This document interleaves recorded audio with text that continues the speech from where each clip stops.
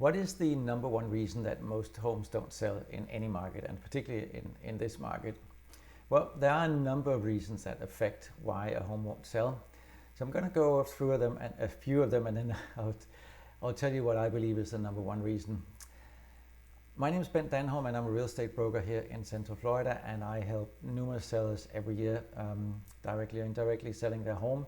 Some we sell off market, some we sell on market, but we sell a lot of homes every year. So I, as they say in the State Farm commercial, I know a thing or two about what I'm talking about. One of the reasons that homes don't sell is that the marketing isn't strong enough. If you're just putting a sign in the yard and the listing in the MLS and leave it at that, that will not sell most homes. A few homes will sell fast no matter what you do, but most homes, they take a little more effort than just putting the home in the MLS. Also, part of the marketing is to make sure that all the relevant information is available in the MLS. It's a proven fact that more than 90% of all buyers, they find their home online, which means they find the information based on what is in the multi-listing system. So if your listing agent has not put all the relevant information in there, and I mean everything that's searchable for a buyer, then there's a pretty good chance that you're not selling. Not all information in the MLS is required, so some agents will choose to skip that information, and that is one of the worst mistakes you can make, because if you have a buyer that's looking for a bedroom that is minimum 12 by 15 feet, then it's impossible to find if you don't enter the size of the bedroom, for instance, in the MLS.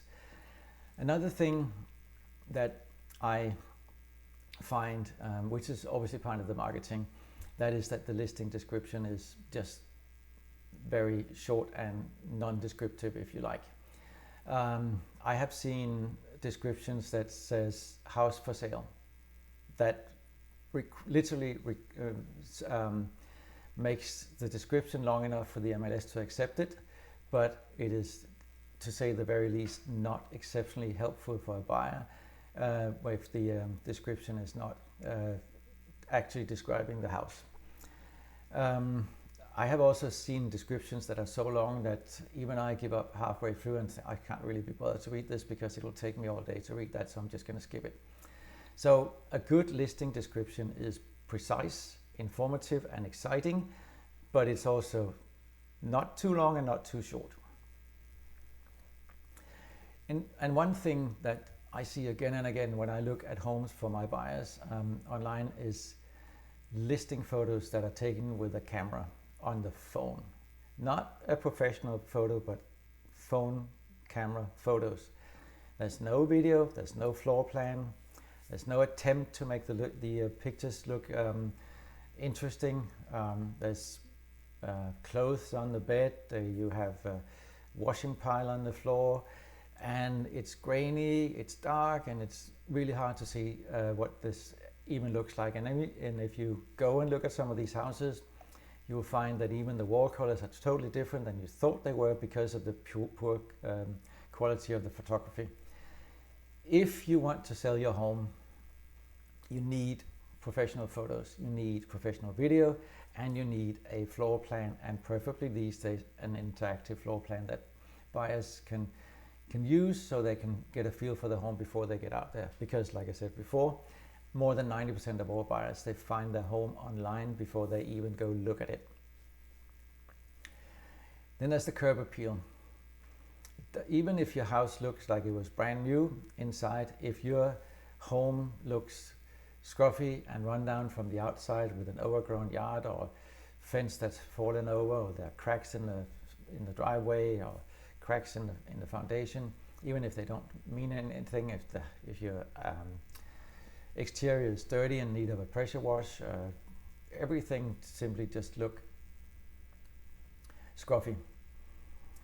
It can lose a buyer before they even see your home, because what a lot of buyers do these days, and most of us encourage them to do before they even go look at a house, they do a drive-by of in the neighborhood, they take a look at the house from the outside, And I have more than once experienced buyers calling me up and say, we thought this house was nice because the pictures were so nice, but we drove by it and we don't even want to see it because it looks horrible from the outside. There are actually agents who believe, and I am agreeing with them, that a curb appeal can mean anywhere from 1 to 10% more for your home. So if it takes so little, just pressure wash that driveway, make sure the lawn is cut, make sure the bushes are trimmed, make sure the house looks clean and inviting, and if it needs a coat of paint, get it done if you can afford it at all, because it's so important that it looks good from the outside. It's like with people, the first thing you notice is their appearance, and if you don't like the appearance, you might not even want to talk to them. And the same with houses. If you don't like the way it looked from the outside, you might not even want to go inside. And then make sure that you stage your home. And I'm not talking necessarily about renting a lot of fancy furniture that looks good in pictures. In 99% of the cases, staging can be done by repurposing the furniture you already have. What makes staging so important is that staging can help show what the room is meant for. So if you have a dining room that you're currently using as your home office, if you're selling your home, the best advice I can give you is to turn that dining room back into a dining room, because people want to see what the purpose of the room is. And also staging is also getting rid of all your clutter. If you have a ton of things, even if they are nicely arranged on shelves, if things feels and look cluttered, it makes everything feel smaller and enclosed. So make sure that you open up your space and clear up anything on the floor when people come to look at your house. Nobody wants to step on your kids' toys if they walk in the door, or whatever else is laying on the floor. You need to get your house in a position where it looks inviting to the buyer. And that is what staging is all about. It's not necessarily a cost, it's just a matter of getting repurposed what you have and keep it clutter-free and open so people can imagine themselves living in the home. Another thing that often affects the sellability is if your home is unconventional, if it doesn't look like people expect a home to look like. So if there's nothing you can do about an unconventional floor plan or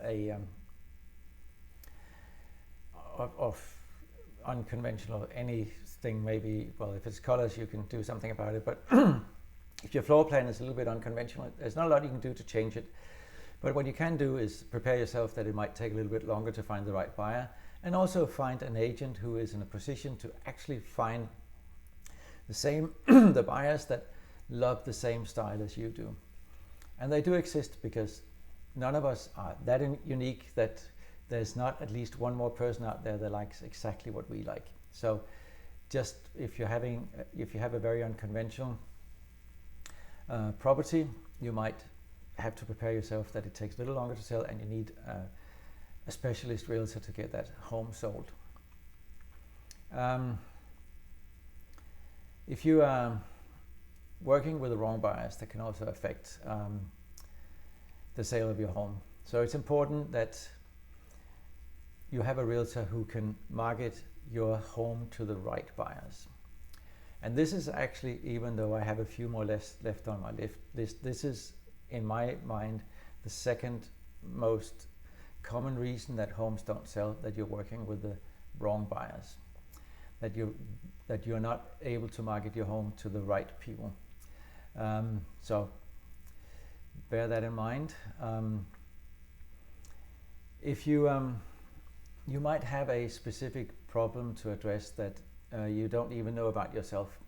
So getting feedback from buyers is extremely important. It's also one of the hardest things as a listing agent to get, because a lot of the feedback we get is very generic and doesn't really say a lot. But when we do get that one or two pieces of feedback that identifies an issue, listen to what these buyers have to say.